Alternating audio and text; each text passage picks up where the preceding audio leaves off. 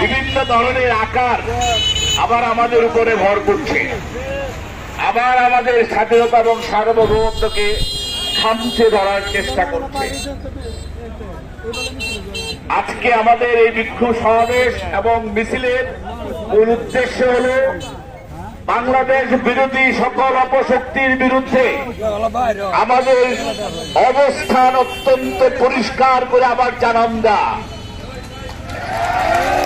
সেটা কি, প্রয়োজন হলে আবার আমরা রাজপথ দখল নেব, প্রয়োজন হলে আবার একটা গণঅভ্যুত্থান যদি করতে হয় সেটাও করব।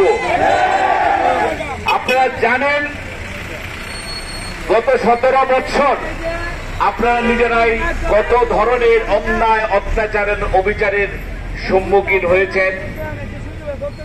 সমগ্র পরিবার সমাজ ব্যবস্থাকে ধ্বংস করে দিয়েছিল গত এই স্বৈরাচারী সরকার। তাদের পুনর্বাসন কি আপনারা চান?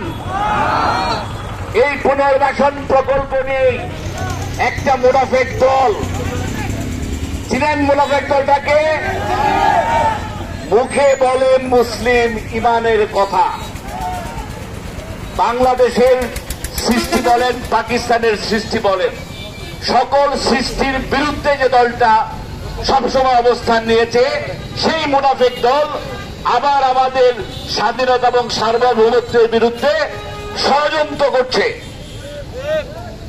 আপনাদেরকে সজাগ থাকতে হবে।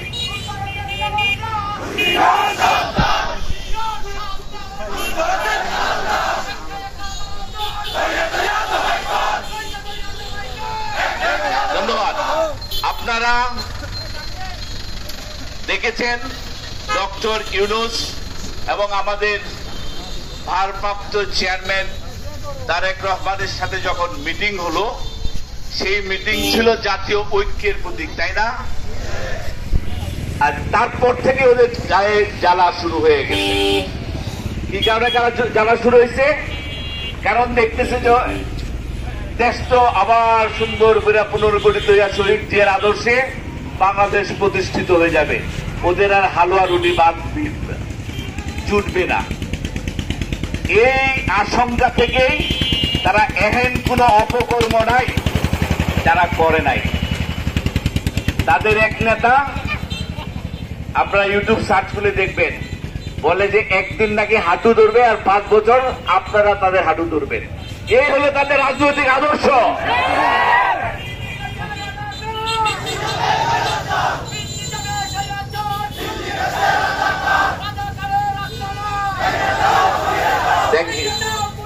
Thank you. আপনারা আমাদের এই গণঅভ্যুত্থানের একটা বড় অংশীদার ছিল ছাত্র জনতা। আমাদের ছাত্ররা একটা দল করেছে, সাধুবাদ জানাই। কিন্তু এই দলটাকে এই অপশক্তি, এই মুনাফেক একটা গোষ্ঠী অপব্যবহারের চেষ্টা করছে এবং ছাত্ররা বুঝে হোক না বুঝে হোক সেই ফাঁদে পা দিচ্ছে, আর আমাদের দেশটার আবার সেই কঠিন সংকটের দিকে নিয়ে যাচ্ছে। এই জিনিসটা আপনারা যদি না বুঝেন, সামনে আমাদের জন্য আরো মহা বিপদ হবে।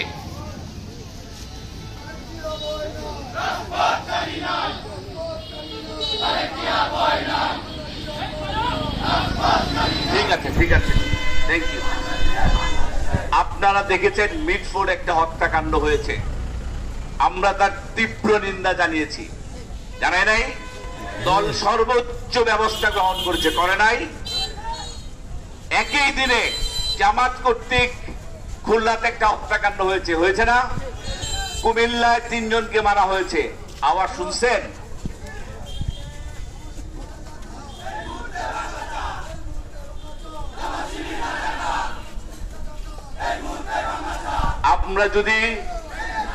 আমরা যদি বাংলাদেশের সার্বভৌমত্ব টিকিয়ে রাখতে চাই, আমরা যদি শহীদ জিয়ার আদর্শে যে বাংলাদেশ আমরা দেখেছি 1977 থেকে 1981 পর্যন্ত, যে বাংলাদেশ দেশনেত্রী বেগম খালেদা জিয়া সকল আধিপত্যবাদের বিরুদ্ধে একজন জীবন্ত কিংবদন্তি এবং বর্তমান বাংলাদেশের জাতীয় ঐক্যের একমাত্র প্রতীককে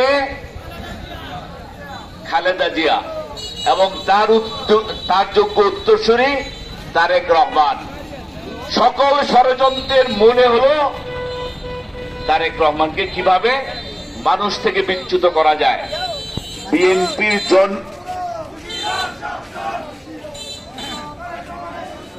বিএনপির জন্ম মানুষের মন থেকে।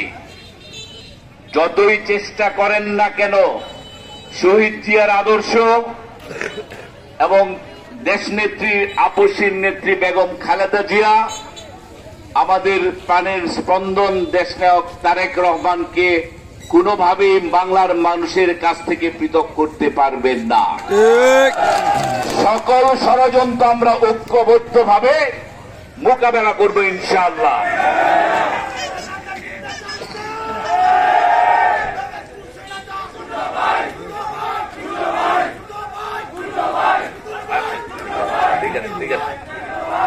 আপনারা এই নির্বাচন একটা গ্রহণযোগ্য গণতান্ত্রিক পদ্ধতি, তাই না?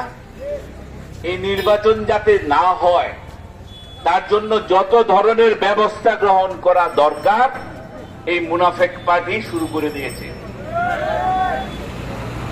পিআর পদ্ধতি, আপনি ভোট দিবেন, নাম নাইলে এমপি হবে টেকনাফে। এইটা কোন সিস্টেম হইতে পারে? আপনারা কন। এখন তারা নতুন আওয়াজ তুলছে, আওয়াজটা কি? পিআর পদ্ধতি নির্বাচন হবে।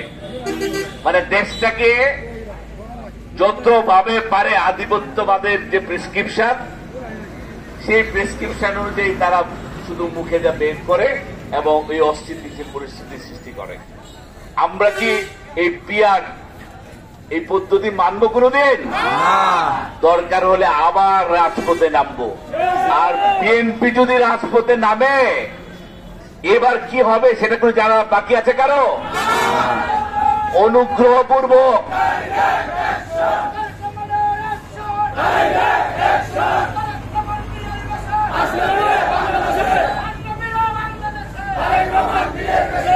আপনারা একটা জিনিস মনে রাখবেন,